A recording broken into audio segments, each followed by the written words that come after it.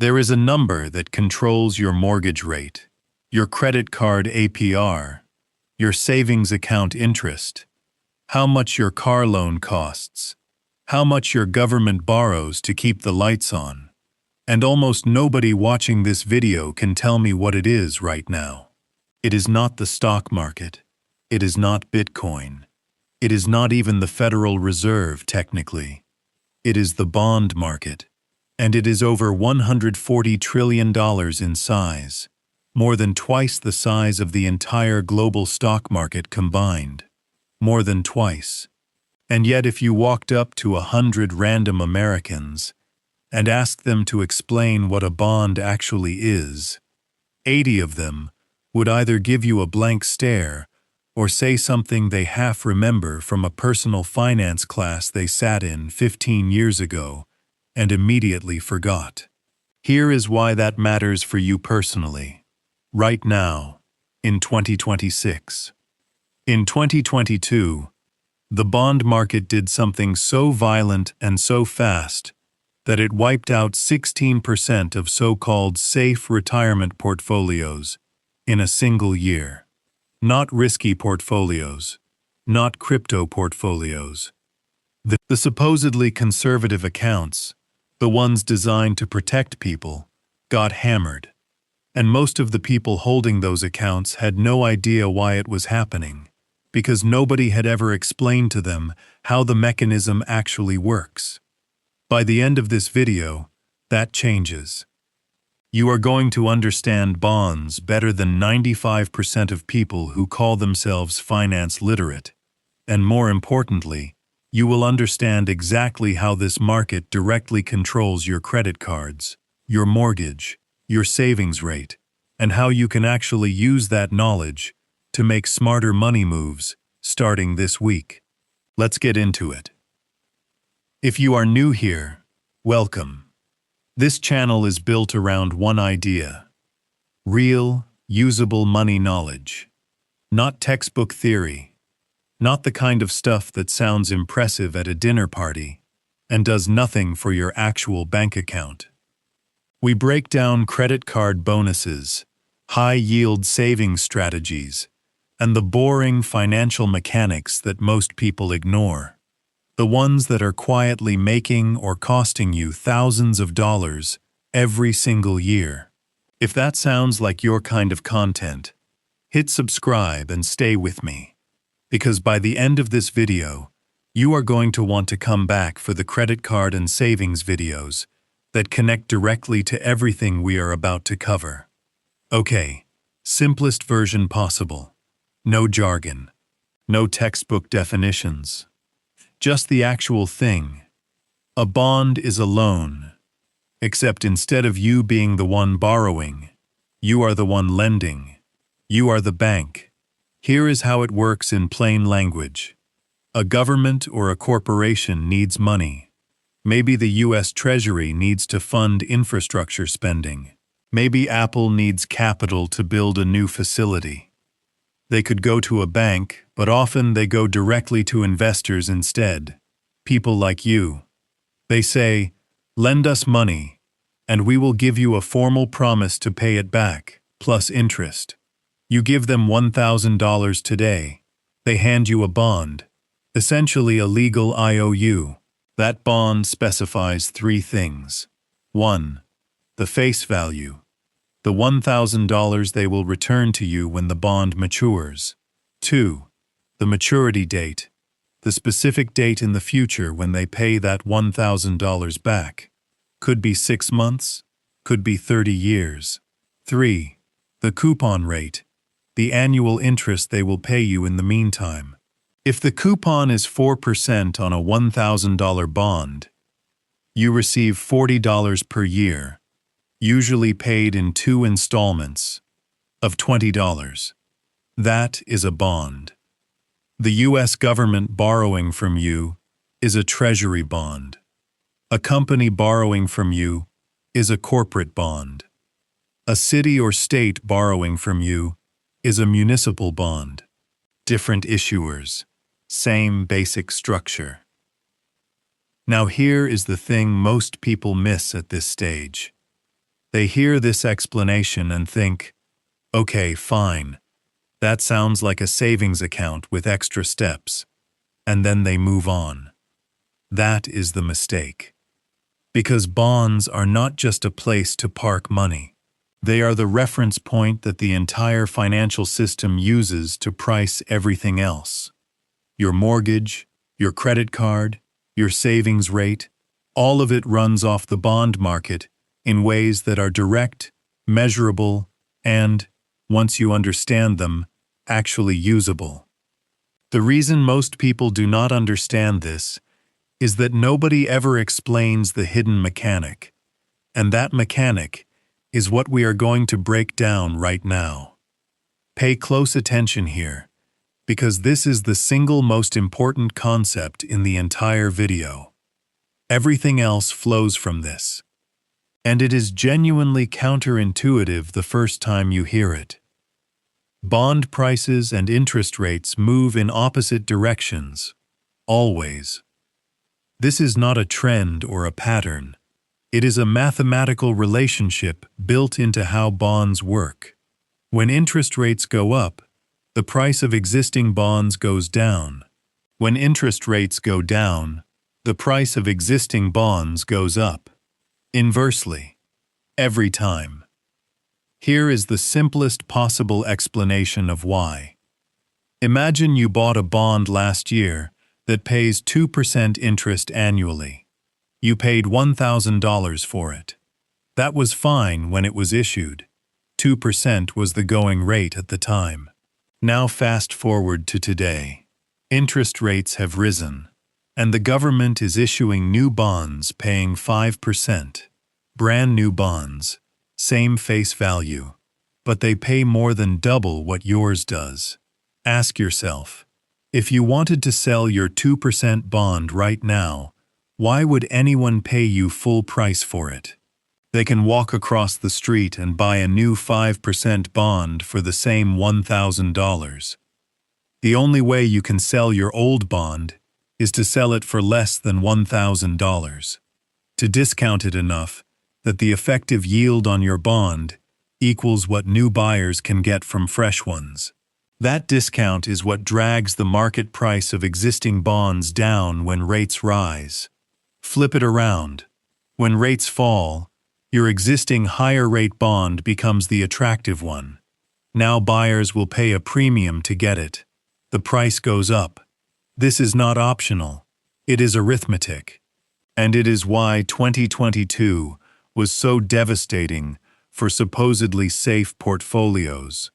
The Federal Reserve raised interest rates at the fastest pace in 4 decades, going from near zero all the way up to over 5% inside 18 months, to fight the worst inflation spike in 40 years. When rates spiked that fast, the price of every existing bond in every retirement account, every pension fund, every 60/40 portfolio fell simultaneously. People who thought they were protected, because conventional wisdom says bonds are safe, watched their bond holdings lose value at the same time their stocks were falling. Both sides of the portfolio got hit at once. The insult was that it happened precisely because bonds were working exactly as designed. The design just had a risk most people never accounted for. This is what financial advisors call interest rate risk. And it is the invisible side of bonds that the simple, safe investment explanation leaves out entirely. Now we get to the part of this video that most people never connect. How everything we just described controls the cost of money you already use every single day. Your mortgage rate is priced off the 10-year Treasury bond yield. Not directly, not officially, but functionally. That is what mortgage lenders watch. They take the 10-year Treasury yield, add a margin for credit risk and profit, and that gives you your mortgage rate. When the 10-year Treasury yield jumps because the Fed is raising rates and bond prices are falling, mortgage rates follow within days, sometimes hours. This is exactly why mortgage rates went from roughly 3% in early 2022 to over 7% by late 2022. It felt sudden and arbitrary to most people. It was neither. It was the bond market repricing in real time, and mortgage rates moved with it automatically. This matters for you whether you currently have a mortgage or not. If you are thinking about buying a home in the next few years, tracking the 10-year Treasury yield gives you the single most informative leading indicator of where mortgage rates are heading, weeks before the news covers it. Your credit card APR is tied to the same rate environment. Most variable rate credit cards are priced as prime rate plus a margin. The prime rate moves directly with the Federal Reserve's benchmark rate decisions, the same decisions that cause bond prices to fall and yields to rise. When you saw your credit card interest rate climbing in 2022 and 2023, that was not your card company changing the rules. That was the bond market effect trickling into every variable rate product in the economy. And it works in reverse, too. If and when the Fed cuts rates meaningfully, which requires conditions in the bond market to support it, variable credit card APRs eventually follow. Eventually. The practical implication right now: the current environment of elevated rates means carrying a credit card balance is more expensive than it has been in decades. The average APR on interest-bearing credit card accounts is sitting around 21 to 22%. That is not a random number. It is the product of a rate cycle that originated in the bond market. Knowing that does not make the rate disappear, but it tells you why paying down variable rate debt is not just a discipline decision. It is a market timing decision. Your savings account and CD rates are also bond-driven, and this is where the opportunity is. Here is the flip side of everything we just described. When interest rates rise because the Fed is fighting inflation, when bond yields spike and existing bond prices fall, banks suddenly have to offer depositors a reason to keep money in savings accounts rather than buying Treasury bills directly. That competition is what drove high-yield savings account rates from 0.1%, where most people were sitting for years, up to 4, 5, even 5.5% at the peak. CD rates followed. Money market accounts followed. If you are still using a traditional bank savings account, paying 0.01 or 0.5%, you are losing to inflation. You are losing to the Treasury market, and you are leaving hundreds of dollars a year on the table, not because of bad luck, but because you did not know which direction the bond market was telling you to look. Now let's make this concrete. 4 specific, actionable moves you can make, based on understanding the bond market.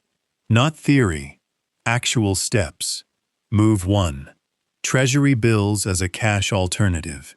You can lend money directly to the U.S. government by buying Treasury bills, short-term government debt, with maturities of 4, 8, 13, 17, or 26 weeks, through Treasury Direct. Gov with no fees and no middleman. The yield on short-term T-bills has been running between 4 and 5.5% for the past couple of years, depending on the specific maturity and rate environment at the time. And critically, interest on Treasury securities is exempt from state and local income taxes. If you live in a high-tax state, the after-tax yield on T-bills can beat a comparable high-yield savings account by a meaningful margin. For money you do not need immediate access to for a few months, this is one of the most straightforward and overlooked free money moves in personal finance right now. Move 2. Rate environment timing for savings. Once you understand that when the Fed signals rate changes, Bond yields react immediately, while bank savings rates follow with a lag. You can get ahead of that lag. When the yield curve starts signaling that rates have peaked, banks will begin competing harder for deposits before rates fall. That is often when the best promotional CD rates appear.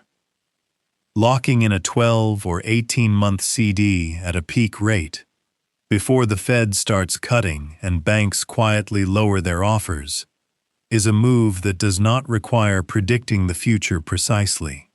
It requires understanding the general sequence. Move 3. Use the rate environment to time debt decisions. This is the protection move. When the bond market is signaling that rates are rising, which shows up in the 10-year Treasury yield climbing before the Fed even announces anything, that is the signal to accelerate paying down variable rate debt before those rates follow. Credit cards, home equity lines of credit, adjustable rate mortgages. These all have rates that float with the same system. If you can see the bond market moving before your card issuer sends you the updated APR notice, you have a window to act. Conversely, when rates fall, that is often the window to look at balance transfer cards with 0% promotional APRs, because card issuers tend to run more aggressive promotional offers in lower rate environments when they are competing harder for your balance. Move 4. Rethink the bonds are just for retirees assumption. A lot of younger investors have written off bonds entirely, partly because they underperformed stocks for years, partly because of the 2022 crash that made them look unsafe. But that reasoning misses the point. Short-term bonds and bond ETFs, specifically those with maturities of 1 to 3 years, carry very limited interest rate risk because they mature quickly and reprice to current yields fast. They are not a replacement for stock market growth. They are a tool for managing the volatility of money you might need in the medium term. If your only financial instrument is the stock market, a market correction at the wrong moment could force you to sell at a loss to cover an unexpected expense. Short-duration bonds or bond funds are the buffer that prevents that scenario. Not exciting. Genuinely useful. Let's lock all of this in before we close. A bond is a loan. You are the lender. The borrower, government or company, pays you back at maturity, with regular interest in the meantime. Bond prices and interest rates move in opposite directions. This is not an opinion. It is arithmetic. When rates rise, existing bonds lose market value. When rates fall, they gain. This relationship is why 2022's rate hike cycle caused simultaneous losses in stock and bond portfolios that were supposed to protect each other. That same relationship is the engine behind your mortgage rate, your credit card APR, and the yield on your savings account. Understanding which direction it is moving, and how fast, gives you a real-time read on the financial environment that most people are reacting to after the fact. The moves: Treasury bills as a higher yield cash alternative, CD timing around rate peaks, accelerating variable debt paydown when rates are rising, short-duration bonds as a portfolio stabilizer at any age. This is the kind of invisible financial knowledge that does not make headlines, does not trend on social media, and does not show up in most conversations about money, but it quietly determines whether your money is working for you or grinding against you year after year. If this clicked for you, if the bond market finally makes sense in a way it never did before, drop a comment and tell me, what are you currently earning on your savings account? If the answer is under 4%, you already know what the next video is. Hit subscribe and turn on notifications. because this channel is the place where the boring stuff that makes you money actually gets explained in plain language. I will see you in the next one.